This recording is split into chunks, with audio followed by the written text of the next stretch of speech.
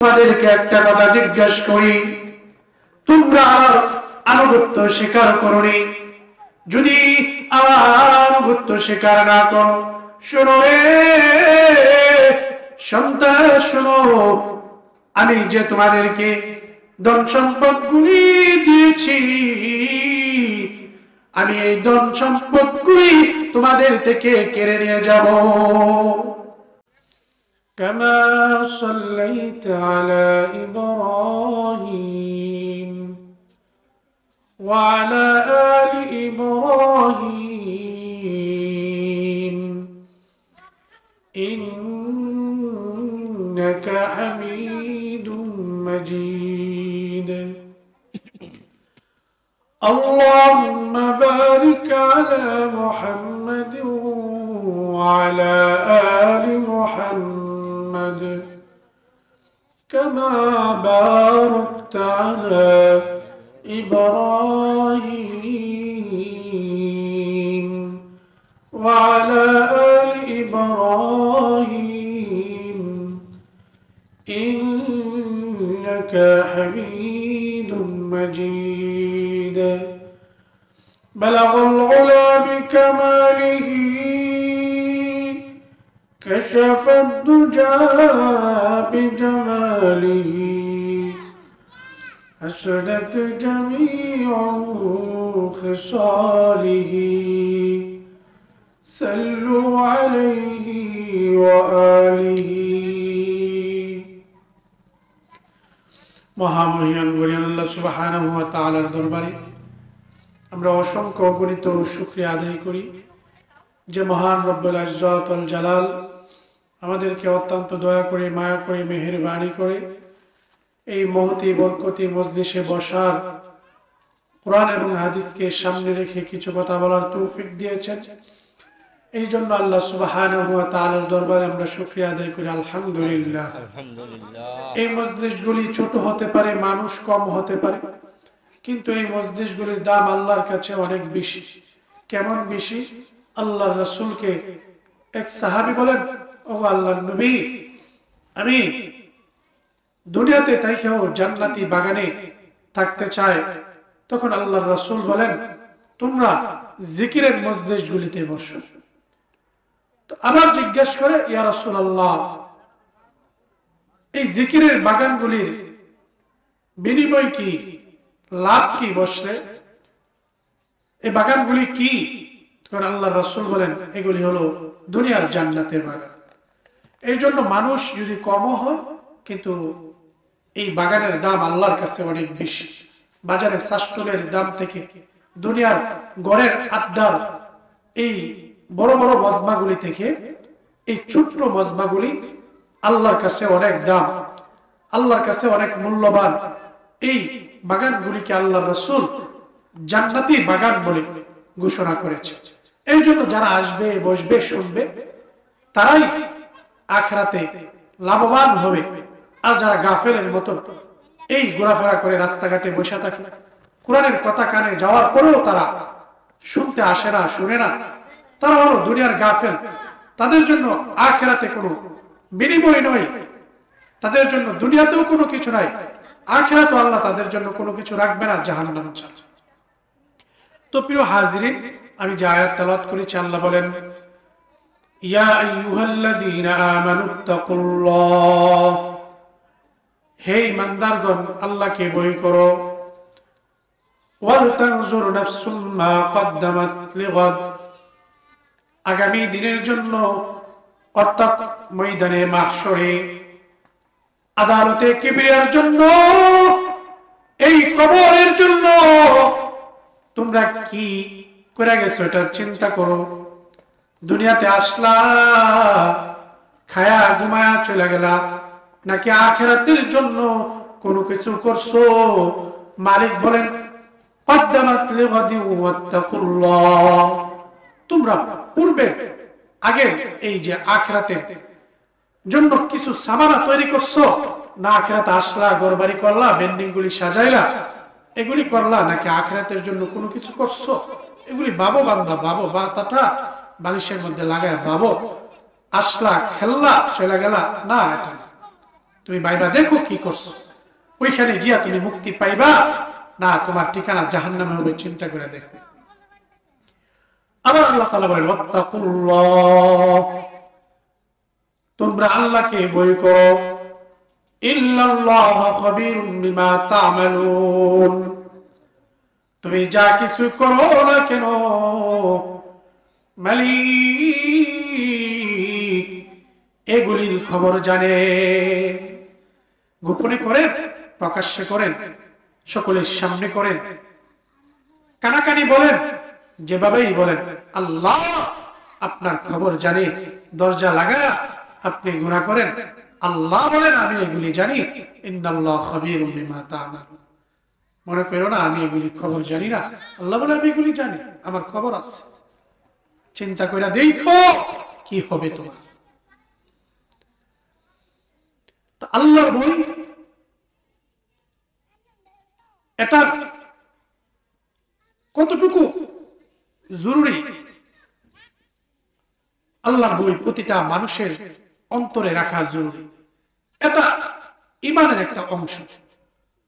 কারণ কোন মানুষের ভিতরে যখন আল্লাহর বই থাকবে, কোন মানুষের ভিতরে যখন রবের বই থাকবে, কোন মানুষ যখন তার মালিককে বই করবে, তখন তার থেকে পাপাচার গুলি কমে যাবে। সে চিন্তা করবে মালিক আমার অন্যায় গুলি তো দেখতেছে, আমি কেমনে মালিকের সামনে জবাব দিব, কেমনে আদালতে কিবরিয়ায় আল্লাহর সামনে হাজির হয়া আল্লাহ যদি জিজ্ঞেস করে বান্দা তুই আমার জন্য কি করে আসছ, আমি জবাবটা আল্লাহর কাছে কেমনে দিব, কেমনে মালিকের সামনে দাঁড়ায় জবাব দিব। এই চিন্তাটা যখন সাধারণ মানুষ হোক, আলেম হোক, যেই হোক, পীর হোক, বাদশাহ হোক, যেই হোক, যদি এই বই তার ভিতরে থাকে, তার থেকে পাপাচার কমে যাবে। আজারের সুর সইনা সে কোনোদিন ঘরে বৈশা বৈশা ঘুমাবে না, শাস্ত্রের আড্ডাগুলি বৈশা গরম করবে না, শাস্ত্রের গীবত গাইবে না, যখন তার ভিতরে আল্লাহর বইগুলি থাকবে। এই জন্য প্রতিটা মানুষের ভিতরে আল্লাহর বই থাকা জরুরি। আল্লাহ তাআলা এই আয়াতের মধ্যে মুমিন বান্দাগুলিকে নসিহত করছেন। এই আয়াতের মধ্যে আল্লাহ বান্দাগুলিকে নসিহত করছেন। এই আয়াতের মধ্যে আল্লাহ বান্দাগুলিকে নসিহত করছেন। বই যখন থাকবে, মালিক এই জন্য বারবার বলছেন, ও আমার মুমিন বান্দারা আল্লাহকে বই করো, আল্লাহকে বই করো, আমাকে বই করো। এই বই করলে, এই বই যখন মানুষগুলি করবে, এই আয়াতের মধ্যে আল্লাহ রাব্বুল আলামিন দুইবার বই শব্দ কেন আনছে, দুইবার বই শব্দ কেন আনছে? কারণ আল্লাহর বই মানুষকে নেক কাজের দিকে উৎসাহ করে, আল্লাহর বই মানুষকে খারাপ কাজ থেকে দূরে সরায় রাখে। কোন মানুষের ভিতরে যখন আল্লাহর বই থাকবে, তার জন্য পুরস্কার কি? আল্লাহ কালামুল্লাহর মধ্যে ঘোষণা করে দিয়েছে। আল্লাহ বলেন, ওয়া মান ইয়াত্তাকিল্লাহ ইউকাফির আনহু সাইয়্যাতিহি ওয়া ইউযিম লাহু আজরা। আল্লাহ বলে, যেই বান্দাটার ভিতরে আমার বই থাকবে, কি পুরস্কার তার জন্য, কি পুরস্কার? আল্লাহ বলে, আমি তার জিন্দেগীর গুনাহগুলি মাফ করে দিব। কি করে দিবে? গুনাহগুলি মাফ করে দিবে। ওয়া ইউযিম লাহু আজরা, শুধু মাফ করবে এমন না, আল্লাহ বলেন আমি তার প্রতিদানগুলি বিশাল করে দিব। যে তার নেক আমলগুলি আছে এগুলি বারবার আমি আল্লাহ তাকে দিব। এই জন্য আল্লাহ বলে, ওয়া মান ইয়াত্তাকিল্লাহ ইউকাফির আনহু সাইয়্যাতিহি ويعظم له أجرا তাফসীর ইবনে কাসীরের মধ্যে একটা ঘটনা উল্লেখ করেছেন। পূর্বকার যুগে একটা লোক ছিল, তার সম্পদের অভাব ছিল না। তার সন্তানগুলিকে একদিন ডেকে বলতেছে, ও সন্তানেরা শোনো শোনো, আমি তোমাদের কেমন পিতা আমাকে তোমরা বলো না। সন্তানগুলি ডেকে বলে, ও বাবা, আপনি আমাদের কাছে আমাদের প্রিয় পিতা, আপনি আমাদের কাছে আমাদের উত্তম পিতা। বাবা সন্তানগুলিকে ডেকে বলে, ও সন্তানেরা, আমি তোমাদেরকে একটা কথা জিজ্ঞাসা করি, তোমরা আমার আনুগত্য স্বীকার করোনি, যদি আমার আনুগত্য স্বীকার না করো, শোনো সন্তানেরা শোনো, আমি যে তোমাদেরকে ধন সম্পদ গুলি দিয়েছি, আমি এই ধন সম্পদ গুলি তোমাদের থেকে কেড়ে নিয়ে যাব। তোমরা যদি আমার আনুগত্য সন্তান না হও, তাহলে তোমাদেরকে আমি যে সম্পদ গুলি দিচ্ছি এগুলো আমি তোমাদের থেকে নিয়ে নেব। বাবা সন্তানগুলিকে ডাইকা বলে, ও সন্তানেরা শুনো, আমি যখন দুনিয়া থেকে বিদায় নিয়ে চলে যাব, আমি যখন দুনিয়াতে থাকবো না, তখন আমার লাশটারে মাটি দিও না, আমার লাশটারে মাটিতে দাফন করো না, আমার লাশটারে পোড়ায়া পোড়ায়া তোমরা আমার লাশটারে সাগরে ভাসায়া দিবা। অন্যরা বলেন, বাবা সন্তানগুলিকে বলে, ও সন্তানেরা, আমার লাশটারে গরমের দিনে বাতাসের মধ্যে সমুদ্রের মধ্যে ছড়ায় দিবা, আমাকে যেন আমার আল্লাহ না পায়। আমার লাশটারে কি করবা? পুরায়া দিবা, আল্লাহ যেন আমাকে না পায়। আল্লাহ আপনি যদি পুরা ফেলেন, আল্লাহ আপনাকে ধরতে পারবে না। আল্লাহর এই শক্তি আসেনি, আছে। আপনি যাই করেন, আপনি এটাকে কবর দেন, সাগরে ভাসায়া দেন, যেখানে আপনি এটাকে রাখেন, আল্লাহ আপনাকে ধরার শক্তি আসেনি, আছে। আল্লাহ রাসূল বলেন, আল্লাহর কসম করে আমি বলি, এই সন্তানগুলি বাংলা লাশটারে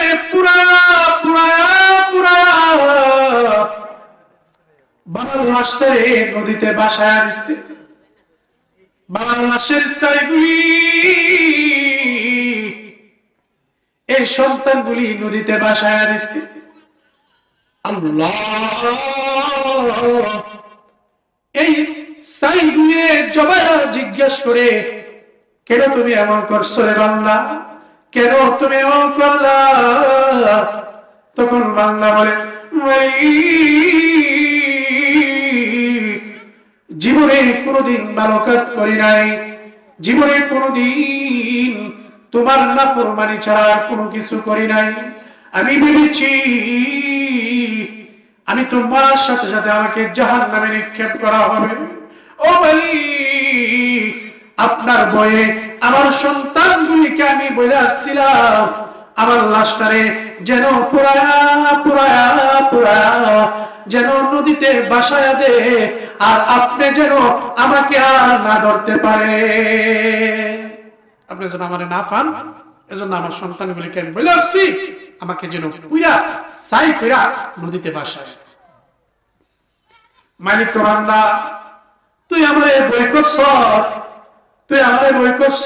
বান্দা, যা, তোর জিন্দেগীর গুনাহগুলি আমি মাফ করে দিলাম। ওয়া মান ইয়াত্তাকিল্লাহা ইউকাফির আনহু সাইয়্যাতিহি ওয়া ইউযিম লাহু আজরা। আল্লাহ সত্যি বলছে না মিথ্যা বলছে? আল্লাহকে যখন আপনি বই রাখবেন, মালিককে যখন বই করবেন, গুনাহ সামনে চলে আসছে, মালিকের বই আপনি গুনাহ ছেড়ে দিচ্ছেন, মালিক আমি তোর জিন্দেগীর গুনাহগুলি মাফ করে দিব, বান্দা তোকে আমি জান্নাতি মানুষ বানায় দেব। আল্লাহ তাআলা অন্য আয়াতে বলেন ওয়ালিমান খাফা মাকাম রাব্বিহি জান্নাতান ওয়ালিমান খাফা মাকাম রাব্বিহি জান্নাতান। আল্লাহ রাব্বুল আলামিন বলেন যে আমার সামনে দাঁড়ানোকে ভয় করে আমার সামনে একদিন দাঁড়াতে হবে, এই চিন্তা করে সে গুনাহ করে না, এই চিন্তা করে আল্লাহ ফরমানি করে না, শুধু আমার সামনে দাঁড়াতে হবে। আল্লাহ বলেন মাকাম রাব্বিহি জান্নাতান। আল্লাহ তার জন্য আমি দুইটা জান্নাত রাখছি। কয়টা জান্নাত? দুইটা জান্নাত। কাদেরকে দিবে? যারা মালিকের বলে গুনাহ ছাড়া ছাড়া সে নেক আমলগুলি করে ফজরে আজান শুইনা সে ঘুমায়া না তাই মসজিদে চলে যায়। আড্ডায় গীবত করা কত মজা, কিন্তু মালিকের বয়ে সে গীবত ছাইরা মসজিদে চলে আসে, সে বেহুদা কথাগুলি ছাইরা কুরআন পড়া শুরু করে ঘুরে আইসা আল্লাহ বলে বান্দা তুই আমার বয়ে নেক আমলগুলি করছো, আমার সামনে দাঁড়ানোকে বই করছো, আমি তোকে দুইটা জান্নাতের পুরস্কার দেব। আল্লাহ তাআলা এমন পুরস্কার রাখছে। আল্লাহ তাআলা অন্য আয়াতে বলেন আলা ইল্লা আউলিয়া আল্লাহ লা খাউফুন আলাইহিম ওয়ালা হুম ইয়াহজানুন। আল্লাহ রাব্বুল আলামিন বলেন যারা আমার বন্ধু হবে তাদের কোনো চিন্তা নাই, তাদের কোনো পেরেশানি নাই, তাদেরকে জান্নাতের সুসংবাদ জানায় দাও। আলা ইন্না আউলিয়া আল্লাহ লা খাউফুন আলাইহিম ওয়ালা হুম ইয়াহজানুন আল্লাযীনা আমানু ওয়া কানু ইয়াত্তাকুন লাহুমুল বুশরা ফিল হায়াতিদ দুনিয়া ওয়া ফিল আখিরা লা তাবদীলা লিকালিমাতিল্লাহ। তাদেরকে যারা আল্লাহকে ভয় করবে, আল্লাহ বলেন তাদের কোনো চিন্তা নাই, তাদের কোনো পেরেশানি নাই, আখিরাতেও তাদের জন্য সুসংবাদ, দুনিয়াতেও তাদের জন্য আমি সুসংবাদ রাখছি। যারা কি করবে? ঈমান আনার পরে আল্লাহকে ভয় করবে।